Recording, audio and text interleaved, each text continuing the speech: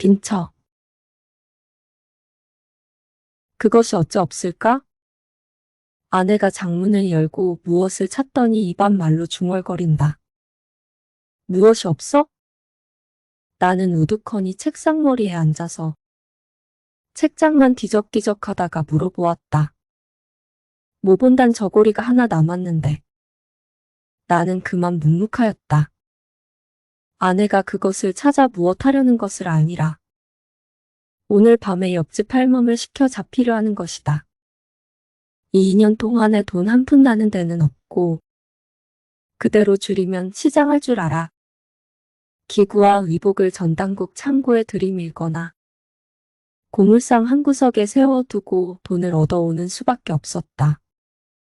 지금 아내가 하나 남은 모본단 저고리를 찾는 것도 아침거리를 장만하려 함이라.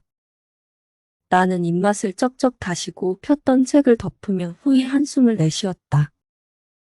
봄은 벌써 반이나 지났건만은 이슬을 실은 듯한 밤 기운이 방구석으로부터 슬금슬금 기어나와 사람에게 안기고 비가 오는 까닭인지 밤은 아직 깊지 않건만 인적조차 끊어지고 온천지가 빈 듯이 고요한데 투닥투닥 떨어지는 빗소리가 한없는 구슬픈 생각을 자아낸다. 빌어먹을 것 되는 대로 되어라. 나는 점점 견딜 수 없어. 두 손으로 흩어진 머리카락을 쓰다듬어 올리며 중얼거려 보았다. 이 말이 더욱 처량한 생각을 일으킨다. 나는 또 한 번 후 한숨을 내쉬며 왼팔을 베고 책상에 쓰러지며 눈을 감았다. 이 순간에 오늘 지낸 일이 불현듯 생각이 난다. 늦게야 점심을 마치고 내가 막걸련 한 개를 피워 물적에 한성은행 다니는 T가 01이라고 놀러왔었다.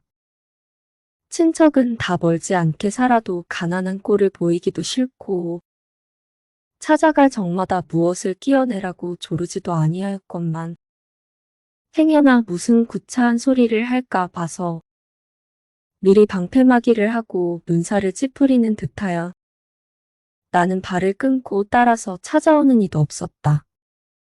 다만 이 T는 촌수가 가까운 까닭인지 자주 우리를 방문하였다. 그는 성실하고 공순하며 소소한 소사에 슬퍼하고 기뻐하는 인물이었다. 동년배인 우리 둘은 늘 친척 간의 비교 거리가 되었었다. 그리고 나의 평판이 항상 좋지 못했다. T는 돈을 알고 위인이 진실해서 그 애는 돈푼이나 모을 것이야. 그러나 K의 이름은 아무짝에도 못 쓸 놈이야. 그 잘난 언문 섞어서 무어라고 끄적거려 놓고 제 주제에 무슨 조선의 유명한 문학가가 된다니 실업의 아들놈. 이것이 그네들의 평판이었다. 내가 문학인지 무엇인지 하는 소리가 까닭없이 그네들의 비위에 틀린 것이다. 더군다나 나는 그네들의 생일이나 혹은 대사 때에 돈 한 푼 이렇다는 일이 없고 T는 소위 착실히 돈벌이를 하여 가지고 국수밥솔에나 보조를 하는 까닭이다. 얼마 아니 되어 T는 잘 살 것이고 K는 거지가 될 것이니 두고 보아. 오촌 당숙은 이런 말씀까지 하였다 한다. 입 밖에는 아니 되어도 친부모 친형제까지라도 심중으로는 다 이렇게 생각할 것이다. 그래도 부모는 달라서 화가 나시면 내가 그리하다가는 말경에 비롱댕이가 되고 말 것이야 라고 꾸중은 하셔도 사람이란 늑복 모르느리라. 그런 사람은 또 그렇게 되느니라 하시는 것이 스스로 위로하는 말씀이고 또 며느리를 위로하는 말씀이었다. 이것을 보아도 하는 수 없는 놈이라고 단념을 하시면서 그래도 잘 되기를 바라시고 축원하시는 것을 알겠더라. 여하간 이만하면 T의 사람됨을 가히 알 수가 있다. 그러고 그가 우리 집에 올 것 같으면 지어서 쾌활하게 웃으며 힘써 자미스러운 이야기를 하였다. 단둘이 고적하게 그날그날을 보내는 우리에게는 더할 수 없이 반가웠었다. 오늘도 그가 활발하게 집에 쑥 들어오더니 신문지에 싼 기름한 것을 이것 봐라 하는 듯이 마루 위에 올려놓고 분주히 구두끈을 끄른다. 이것은 무엇인가? 나는 물어보았다. 저 이제 처의 양산이야. 쓰던 것이 벌써 다 낡았고 또 살이 부러졌다나요. 그는 구두를 벗고 마루에 올라서며 나오는 웃음을 참지 못하여 벙글벙글하면서 대답을 한다. 그는 나의 아내를 보며 돌연히 아주머니 좀 구경하시렵니까? 하더니 싼종이와 집을 벗기고 양산을 펴보인다. 흰비단 바탕에 두어 가지 매화를 수놓은 양산이었다. 검정이는 좋은 것이 많아도 너무 칙칙해 보이고 회색이나 누렁이는 하나도 그것이야 싶은 것이 없어서 이것을 산 거요. 그는 이것보다 더 좋은 것을 살 수가 있나 하는 뜻을 보이려고 애를 쓰며 이런 발명까지 한다. 이것도 퍽 좋은데요. 이런 칭찬을 하면서 양산을 펴들고 이리저리 홀린 듯이 들여다보고 있는 아내의 눈에는 나도 이런 것을 하나 가졌으면 하는 생각이 역력히 보인다. 나는 갑자기 불쾌한 생각이 와락 일어나서 방으로 들어오며 아내의 양산 보는 양을 빙그레 웃고 바라보고 있는 T에게 여보게 방에 들어오게 그려 우리 이야기나 하세. T는 따라 들어와 물가폭등에 대한 이야기며 자기의 월급이 오른 이야기며 주건을 몇 주 사두었더니 꽤 이익이 남았다든가 이번 각 은행 사무원 경기회에서 자기가 우월한 성적을 얻었다든가 이런 것 저런 것 한참 이야기하다가 돌아갔었다. T를 보내고 책상을 향하여 짓던 소설의 결미를 생각하고 있을 즈음에 여보, 아내의 떠는 목소리가 바로 내 귀 곁에서 들린다. 핏기 없는 얼굴에 살짝 붉은 빛이 돌며 어느 결에 내 곁에 바싹 다가 앉았더라. 당신도 살 도리를 좀 하셔요. 나는 또 시작하는구나 하는 생각이 번개같이 머리에 번쩍이며 불쾌한 생각이 벌컥 일어난다. 그러나 무엇라고 대답할 말이 없이 묵묵히 있었다. 우리도 남과 같이 살아보아야지. 아내가 T의 양산에 단단히 자극을 받은 것이다. 예술가의 첫 노릇을 하려는 독특한 결심이 있는 그는 좀처럼 이런 소리를 입 밖에 내지 아니하였다. 그러나 무엇에 상당한 자극만 받으면 참고 참았던 이런 소리를 하게 되는 것이다. 나도 이런 소리를 들을 적마다 그럴 만도하다는 동정심이 없지 아니하나 심사가 어쩐지 좋지 못하였다. 이번에도 그럴 만도하다는 동정심이 없지 아니하되 또한 불쾌한 생각을 억제키 어려웠다. 잠깐 있다가 불쾌한 빛을 드러내며 급작스럽게 살 도리를 하라면 어찌할 수가 있소. 차차 될 때가 있겠지. 아이고 차차란 말씀 그만두구려 어느 천년에. 아내의 얼굴에 붉은 빛이 짙어지며 전에 없던 흥분한 어조로 이런 말까지 하였다. 자세히 보니 두 눈에 은은히 눈물이 개었더라. 나는 잠시 멍멍하게 있었다. 성낸 불길이 치받쳐 올라온다. 나는 참을 수 없다. 맞벌이꾼한테 시집을 갈 것이지. 누가 내게 시집을 오랬어. 저 따위가 예술가의 처가 다 뭐야. 사나운 어조로 몰풍스럽게 소리를 꽥 질렀다. 애기. 살짝 얼굴빛이 변해지며 어이없이 나를 보더니 고개가 점점 수그러지며 한 방울 두 방울 방울방울 눈물이 장판 위에 떨어진다. 나는 이런 일을 가슴에 그리며 그래도 내일 아침거리를 장만하려고 옷을 찾는 아내의 심중을 생각해보니 말할 수 없는 슬픈 생각이 가을 바람과 같이 설렁설렁 심고를 분지르는 것 같다. 쓸쓸한 빗소리는 굵었다 가늘었다. 의연히 적적한 밤 공기에 더욱 처량히 들리고 그을음 앉은 등피 속에서 비추는 불빛은 구름에 가린 달빛처럼 오는 듯 쪼는 듯 구차히 얻어 삼육건 양책의 표제 금자가 번쩍거린다. 장 앞에 초연히 서 있던 아내가 무엇이 생각났는지 고개를 끄덕끄덕하며 들릴 듯 말 듯 목 아내 소리로 오후 울지 참 그날 찾았소. 아니야요. 벌써 저 인천 사시는 형님이 오셨던 날.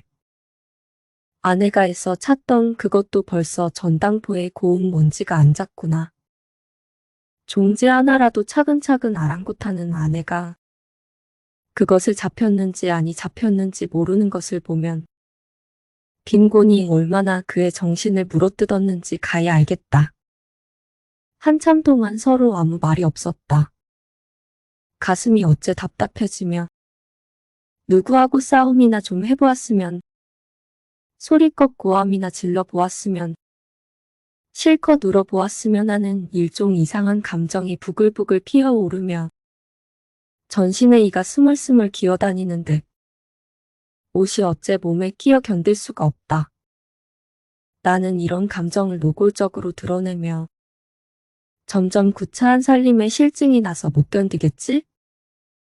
아내는 무엇을 생각하는지 모르게 정신을 잃고 섰다가 그 개슴츠레한 눈이 둥그레지며 네? 어째서요? 무얼 그렇지. 싫은 생각은 조금도 없어요. 이렇게 말이 오락가락함을 따라 나는 흥분의 도가 점점 짙어간다. 그래서 아내가 떨리는 소리로 어째 그런 줄 아셔요? 하고 반문할 적에 나를 숙맥으로 알아? 라고 격렬하게 소리를 높였다. 아내는 살짝 분한 빛이 눈에 비치어 물끄러미 나를 들여다본다. 나는 괘씸하다는 듯이 흘겨보며 그러면 그걸 모를까 오늘날까지 잘 참아오더니 인제는 점점 기색이 달라지는 걸 물론 그럴 만도 하지만은 이런 말을 하는 내 가슴에는 지난 일이 활동사진 모양으로 얼른 나타난다. 6년 전에 그때 나는 16세이고 저는 18세였다. 우리가 결혼한 지 얼마 아니 되어 지식에 목마른 나는 지식의 바닷물을 얻어 마시려고 표현이 집을 떠났었다. 광풍에 나부끼는 버들인 모양으로 오늘은 지나 내일은 일본으로 굴러다니다가 금전의 탓으로 지식의 바닷물도 흠씬 마셔보지도 못하고 반거들충이가 되어 집에 돌아오고 말았다. 내게 시집 올 때에는 방글방글 피려는 꽃봉오리 같던 아내가 어느 결에 기울어가는 꽃처럼 두 뺨에 선연한 빛이 쓰러지고 이마에는 벌써 두어 금 가는 줄이 그리어졌다. 처가덕으로 집간도 장만하고 세간도 얻어 우리는 소위 살림을 하게 되었다. 처음에는 그럭저럭 지내었지만은 한 푼 나는데 없는 살림이라 한 달 가고 두 달 갈수록 점점 곤란해질 따름이었다. 나는 보수 없는 독서와 가치 없는 창작으로 해가지고 날이 새 몇 살이 있는지 나무가 있는지 망연케 몰랐다. 그래도 때때로 맛있는 반찬이 상에 오르고 입은 옷을 과히 추하지 아니함은 전혀 아내의 힘이었다. 전들 무슨 벌이가 있으리유. 부끄럼을 무릅쓰고 친가에 가서 눈치를 보아가며 구차한 소리를 하여 가지고 얻어온 것이었다. 그것도 한 번 두 번 말이지 장구한 세월에 어찌 늘 그럴 수가 있으라. 말경에는 아내가 가져온 세간과 위복에 손을 대는 수밖에 없었다. 잡히고 파는 것도 나는 아른 채도 아니하였다. 그가 애를 쓰며 퉁명스러운 옆집 할멈에게 돈푼을 주고 시켰었다. 이런 고생을 하면서도 그는 나의 성공만 마음속으로 깊이 믿고 빌었었다. 어느 때에는 내가 무엇을 짓다가 마음에 맞지 아니하여 쓰던 것을 집어던지고 화를 낼 적에 왜 마음을 조급하게 잡수셔요. 저는 꼭 당신의 이름이 세상에 빛날 날이 있을 줄 믿어요. 우리가 이렇게 고생을 하는 것이 장래에 잘 될 근본이야. 하고 그는 스스로 흥분되어 눈물을 흘리며 나를 위로한 적도 있었다. 내가 외국으로 돌아다닐 때 소위 신풍조에 뛰어가닥 없이 구식 여자가 싫어졌다. 그래서 나의 일찍이 장가든 것을 매우 후회하였다. 어떤 남학생과 어떤 여학생이 서로 연애를 주고받고 한다는 이야기를 들을 적마다 공연히 가슴이 뛰놀며 부럽기도 하고 비감스럽기도 하였었다. 그러나 낯살이 들어갈수록 그런 생각도 없어지고 집에 돌아와 아내를 겪어보니 이외에 그에게 따뜻한 맛과 순결한 맛을 발견하였다. 그의 사랑이야말로 이기적 사랑이 아니고 헌신적 사랑이었다. 이런 줄을 점점 깨닫게 될 때 내 마음이 얼마나 행복스러웠으라.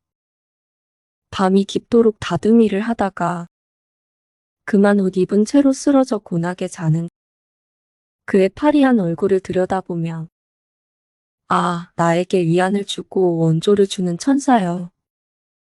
하고 감격이 극하여 눈물을 흘린 일도 있었다. 내가 알다시피 내가 별로 천품은 없으나 어쨌든 무슨 저작가로 몸을 세워보았으면 하여 나날이 창작과 독서에 전심력을 바쳤다. 물론 아직 남에게 인정될 가치는 없는 것이다. 그 영향으로 자연 일상생활이 마유하게 되었다. 이런 곤란에 그는 근 2년 견디어 왔건만은 나의 하는 일은 오히려 아무 보람이 없고 방 안에 놓였던 세간이 줄어가고 장롱에 찼던 옷이 거의 다 없어졌을 뿐이다. 그 결과 그다지 견딜성 있던 저도 유사히 와서는 때때로 쓸데없는 탄식을 하게 되었다.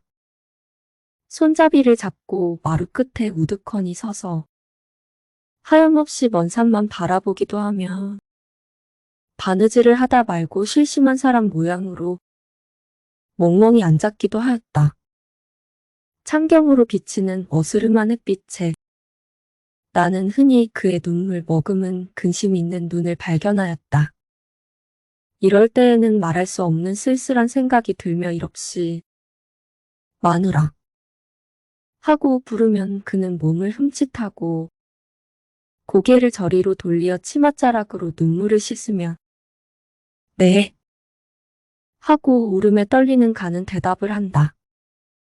나는 등에 찬물을 끼얹는 듯 몸이 으슥해지며 처량한 생각이 싸늘하게 가슴에 흘렀었다.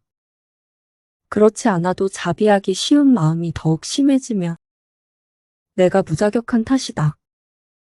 하고 스스로 멸시를 하고 나니 더욱 견딜 수 없다. 그럴 만도 하다.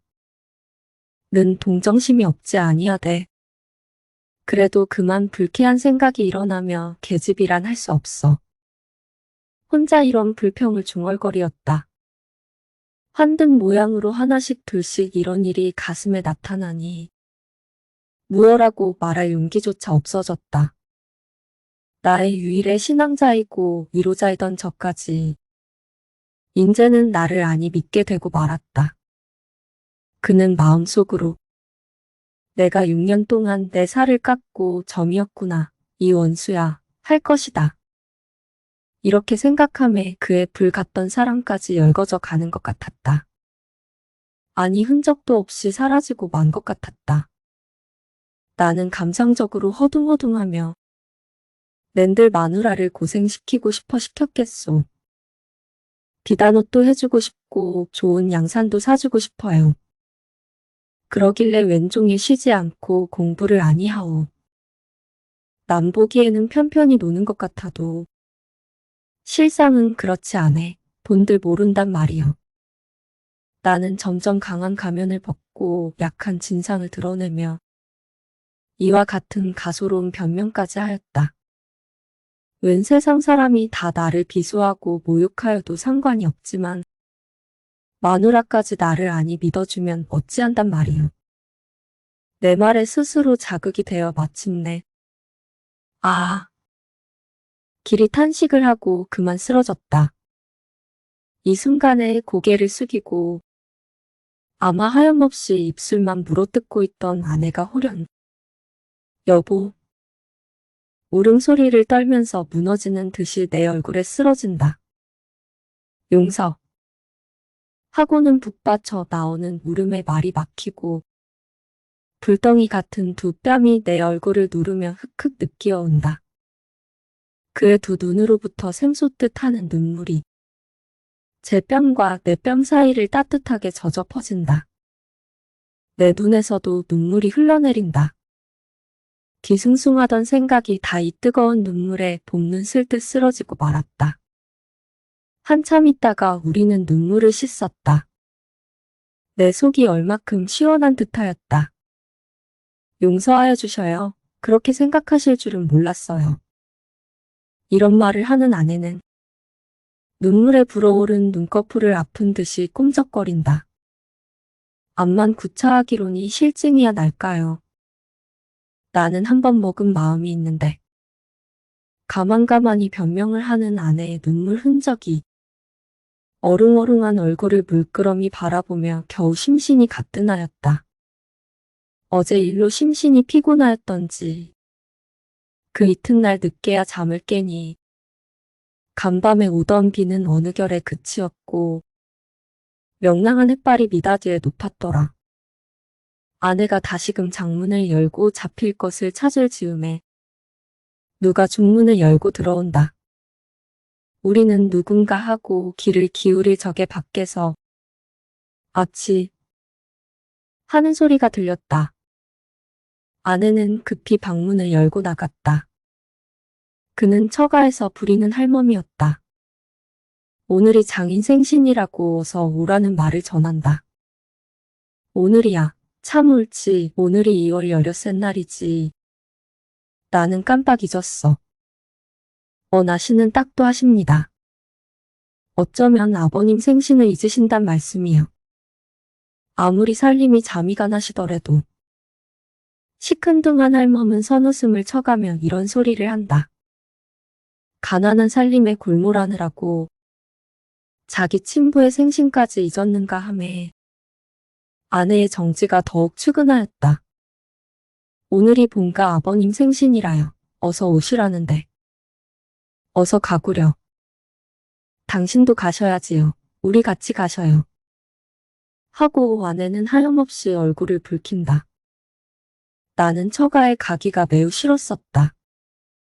그러나 아니 가는 것도 내 도리가 아닐 듯하여 하는 수 없이 두루마기를 입었다. 아내는 머뭇머뭇하며 양미간을 보일 듯 말 듯 찡그리다가 곁눈으로 살짝 나를 엿보더니 돌아서서 급히 장문을 연다. 입을 옷이 없어서 망설거리는구나. 나도 슬쩍 돌아서며 생각하였다.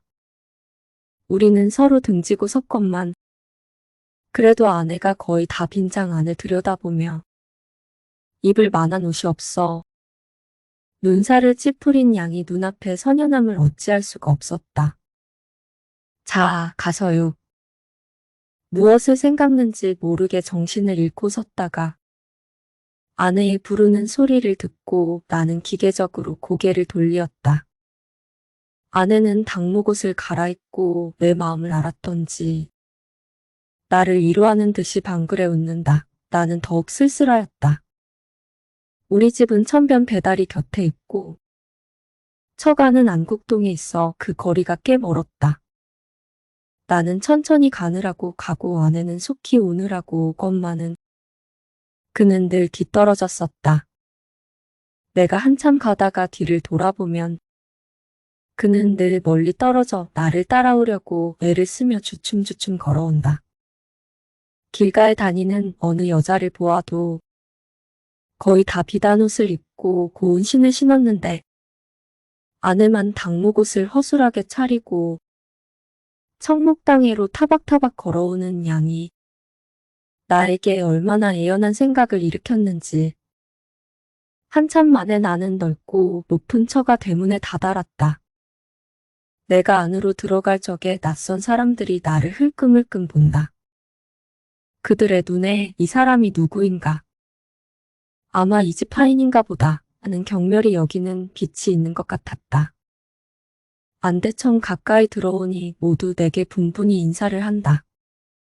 그 인사하는 소리가 내 귀에는 어째 비수하는 것 같기도 하고 모욕하는 것 같기도 하여 공연히 가슴이 두근거리고 얼굴이 후끈거리었다. 그 중에 제일 내게 친숙하게 인사하는 사람이 있다. 그는 아내보다 3년마 뒤인 처형이었다. 내가 어려서 장가를 들었으므로 그때 그는 나를 못 견디게 시달렸다. 그때는 그가 싫기도 하고 밉기도 하더니 지금 와서는 그때 그러한 것이 도리어 우리를 무관하고 정답게 만들었다. 그는 인천 사는데 자기 남편이 기밀을 하여 가지고 이번에 돈 10만 원이나 착실히 땄다 한다. 그는 자기의 잘 사는 것을 자랑하고자 함인지 비단을 내리감고 치감고 얼굴에 부유한 태가 질질 흐른다. 그러나 분으로 숨기려고 애쓴 보람도 없이 눈 위에 퍼렇게 멍든 것이 내 눈에 띄었다. 왜 마누라는 어쩌고 혼자 오셔요. 그는 웃으며 이런 말을 하다가 중문편을 바라보더니 그러면 그렇지 동부인 아니하고 오실라고 혼자 주고받고 한다. 나도 이 말을 듣고 슬쩍 돌아다 보니 아내가 벌써 중문 안에 들어섰더라. 그 수척한 얼굴이 더욱 수척해 보이며 눈물 갠 듯한 눈이 하염없이 웃는다. 나는 유심히 그와 아내를 번갈아 보았다. 처음 보는 사람은 분간을 못하리만큼 그들의 얼굴은 혹사하다. 그런데 얼굴빛은 어쩌면 저렇게 틀리는지. 하나는 이글이글 만발한 꽃 같고 하나는 시들시들 마른 낙엽 같다. 아내를 형이라 하고 처형을 아우라 하였으면 아무라도 속을 것이다. 또 한 번 아내를 보며 말할 수 없는 쓸쓸한 생각이 다시금 가슴을 누른다. 딴 음식은 별로 먹지도 아니하고 못 먹는 술을 넉 잔이나 마시었다. 그래도 바늘방석에 앉은 것처럼 앉아 견딜 수가 없다. 집에 가려고 나는 몸을 일으켰다.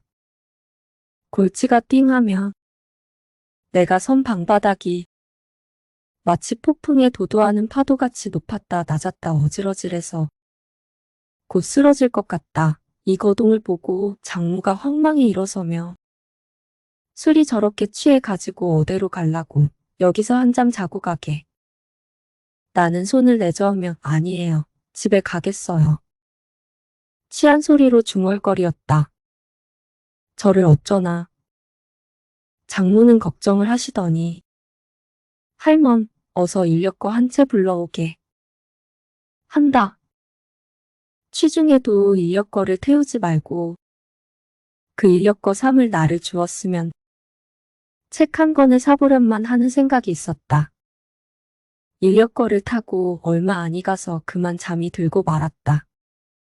한참 자다가 잠을 깨어보니 방 안에 벌써 만포불이 켜었는데 아내는 어느 결에 왔는지 외로이 앉아 바느질을 하고 화로에서는 무엇이 끓는 소리가 보글보글하였다. 아내가 나의 잠 깬 것을 보더니 급히 화로에 얹은 것을 만져보며 인제 그만 일어나 진지를 잡수셔요. 하고 불이 나게 일어나 아랫목에 파묻어 둔 밥그릇을 꺼내어 미리 차려둔 상에 없어서 내 앞에 갖다 놓고 일변 화로를 당기어 더운 반찬을 집어 얹으며 자 어서 일어나셔요. 나는 마지못하여 하는 듯이 부시시 일어났다. 머리가 오히려 아프며 목이 몹시 말라서 국과 물을 연에 들이켰다. 물만 잡수셔서 어때요? 진지를 좀 잡수셔야지. 아내는 이런 근심을 하며 밥상머리에 앉아서 고기도 뜯어주고 생선뼈도 추려주었다. 이것은 다 오늘 처가에서 가져온 것이다. 나는 만나게 밥 한 그릇을 다 먹었다. 내 밥상이 남의 아내가 밥을 먹기 시작한다. 그러면 지금껏 내 잠 깨기를 기다리고 밥을 먹지 아니하였구나 하고 오늘 처가에서 본 일을 생각하였다. 어제 일이 있은 후로 우리 사이에 무슨 벽이 생긴 듯 하던 것이 그 벽이 점점 얇아져 가는 듯하며 가엾고 사랑스러운 생각이 일어났었다. 그래서 우리는 정답게 이런 이야기 저런 이야기를 하게 되었다. 우리의 이야기는 오늘 장인 생신 잔치로부터 처형 눈 위에 멍든 것에 옮겨갔다. 처형의 남편이 이번 그 돈을 딴 뒤로는 주야 요리점과 기생집에 돌아다니더니 일전에 어떤 기생을 얻어가지고 미쳐 날뛰며 집에만 들면 집안 사람을 들볶고 걸핏하면 처형을 친다 한다. 이번에도 별로 대단치 않은 일에 처형에게 밥상으로 냅다 갈겨 바로 눈 위에 그렇게 멍이 들었다 한다. 그것 보아 돈푼이나 있으면 다 그런 것이야. 정말 그래요. 없으면 없는 대로 살아도 의족해 지내는 것이 행복이야요. 아내는 충심으로 공명해 주었다. 이 말을 들음에 내 마음은 말할 수 없이 만족해지며 무슨 승리자나 된 듯이 득이양양하였다. 그리고 마음속으로 옳다, 그렇다, 이렇게 지내는 것이 행복이다. 하였다. 이틀 뒤에 어스름의 처형은 우리 집에 놀러 왔었다. 마침 내가 정신없이 무엇을 생각하고 있을 즈음에 쓸쓸하게 닫혀있는 중문이 찌그뚱하며 비단우 소리가 사어락사어락 들리더니 아랫목은 내게 빼앗기고 온목에 바느질을 하고 있던 아내가 문을 열고 나간다. 아이고 형님 오셔요. 아내의 인사하는 소리가 들리더니 처형이 계집하인에게 무엇을 들리고 들어온다. 나도 반갑게 인사를 하였다. 그날 매우 욕을 보셨지요. 못 잡수는 술을 무슨 짝에 그렇게 잡수셔요. 그는 이런 인사를 하다가 급작스럽게 계집하인이 든 것을 빼앗더니 그 속에서 신문지로 싼 것을 끄집어내어 아내를 주며 내 신 사는데 내 신도 한 켤레 샀다. 그날 청록당회를 말을 하려다가 나를 곁눈으로 흘끗 보고 그만 입을 닫힌다. 그것을 왜 또 사셨어요? 해쓱한 얼굴에 꽃물을 들이며 아내가 취사하는 것도 들은 채만 취하고 처형은 또 이야기를 시작한다. 올 적에 사랑 형반을 졸라서 돈 100원을 얻었겠지. 그래서 오늘 종로에 나와서 옷감도 바꾸고 신도 사고. 그는 자랑과 기쁨의 빛이 얼굴에 퍼지며 쌈보를 끌러 이런 것이야 하고 우리 앞에 펼쳐놓는다. 자세히는 모르나 여하간 값 많은 품 좋은 비단이 듯하다. 문에 없는 것, 문에 있는 것. 회색, 옥색, 초록색, 분홍색이 갖가지로 윤이 흐르며 색색이 빛이 나서 나는 한참 황홀하였다. 무슨 칭찬을 해야 되겠다 싶어서 참 좋은 것인데요. 이런 말을 하다가 나는 또 쓸쓸한 생각이 일어난다. 저것을 보는 아내의 심중이 어떠할까? 하는 의문이 문득 일어남이라. 뭐다 좋은 것만 골라 샀습니다 그려. 아내는 인사를 차리느라고 이런 칭찬은 하나마 별로 부러워하는 기색이 없다. 나는 저기 의외에 감이 있었다. 처형은 자기 남편의 흉을 보기 시작하였다. 그 밉살스럽다는 둥, 그 추근추근하다는 둥. 말끝마다 자기 남편의 불미한 점을 들다가 문득 이야기를 끊고 일어선다. 왜 벌써 가시려고 하셔요? 모처럼 오셨다가 반찬은 없어도 저녁이나 잡수셔요. 하고 아내가 만류를 하니 아니 곧 가야지. 오늘 저녁 차로 떠날 것이니까 가서 짐을 메워야지. 아직 차 시간이 멀었어? 아니 그래도 정거장에 일찍이 나가야지. 만일 기차를 놓치면 오죽 기다리실라고. 벌써 오늘 저녁 차로 간다고 편지까지 했는데. 재산 만류함도 돌아보지 아니하고 그는 호루리 나간다. 우리는 그를 보내고 방에 들어왔다. 나는 웃으며 아내에게 그까짓 것이 기다리는데 그다지 급급히 갈 것이 무엇이야. 아내는 하염없이 웃을 뿐이었다. 그래도 옷감 바꿀 돈을 주었으니 기다리는 것이 애처롭기는 하겠지. 밉살스러우니 추근추근하니 하여도 물질의 만족만 얻으면 그것으로 위로하고 기뻐하는 그의 생활이 참 가련하다 하였다. 참 그런가 보아요. 아내도 웃으며 내 말을 받는다. 이때 처형이 사준 신이 그의 눈에 띄었는지 혹은 나를 꺼려보고 싶은 것을 참았는지 모르나 그것을 집어들고 조심조심 펴보려다가 말고 머뭇머뭇한다. 그 속에 그를 해케할 무슨 위험품이나 든 것 같이. 어서 펴보구려. 아내는 이 말을 듣더니 자키 좋으라 하는 듯이 활발하게 싼 신문지를 헤친다. 턱 이쁜거려. 그는 그닐에 드문 기쁜 소리를 치며 방바닥 위에 사뿐 내려놓고 버선을 당기며 곱게 신어본다. 어쩌면 이렇게 맞아요. 연애음반 감탄사를 부르짖는 그의 얼굴에 흔연한 희색이 넘쳐 흐른다. 묵묵히 아내의 기뻐하는 양을 보고 있는 나는 또다시 여자란 할 수 없어 하는 생각이 들며 조심하였을 따름이다. 함의 밤빛 같은 검은 그림자가 가슴을 어둡게 하였다.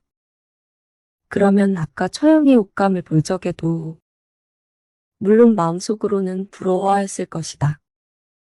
다만 표면에 드러내지 않았을 따름이다. 겨우 어서 펴보구려 하는 한마디에 가슴에 숨겼던 생각을 속임없이 나타내는구나 하였다. 내가 무엇을 생각하고 있는지 저는 모르고 새신 씨는 발을 조금 쳐들며 신 모양이 어때요? 매우 이뻐. 겉으로는 좋은 듯이 대답을 하였으나 마음은 쓸쓸하였다.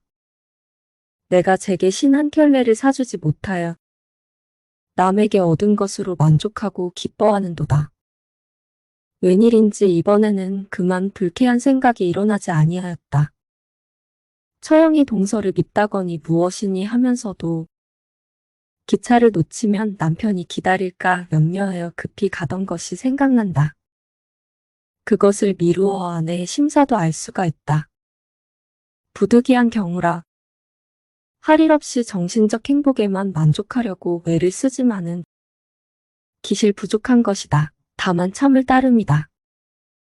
그것은 내가 생각해야 된다. 이런 생각을 하니 전날 아내에게 그런 말을 한 것이 후회가 난다. 어느 때라도 제 은공을 갚아줄 날이 있겠지. 나는 마음을 좀 너그럽게 먹고 이런 생각을 하며 아내를 보았다. 나도 어서 출세를 하여 비단신 한 켤레쯤은 사주게 되었으면 좋으련만 아내가 이런 말을 듣기는 참 처음이다. 네. 아내는 제 귀를 못 믿어하는 듯이 의아한 눈으로 나를 보더니 얼굴에 살짝 열기가 오르며 얼마 안 되어 그렇게 될 것이야요. 라고 힘있게 말하였다. 정말 그럴 것 같소? 나는 약간 흥분하여 반문하였다. 그러면요, 그렇고 말고요. 아직 아무도 인정해 주지 않은 무명 작가인 나를 다만 저 하나가 깊이 깊이 인정해 준다. 그러기에 그 강한 물질에 대한 본능적 요구도 참아가며 오늘날까지 몹시 눈살을 찌푸리지 아니하고 나를 도와준 것이다. 아, 나에게 위안을 주고 원조를 주는 천사여. 마음속으로 이렇게 부르짖으며 두 팔로 덤썩 아내의 허리를 잡아 내 가슴에 바싹 안았다. 그 다음 순간에는 뜨거운 두 입술이 그의 눈에도 나의 눈에도 그렁그렁한 눈물이 물끓듯 넘쳐 흐른다.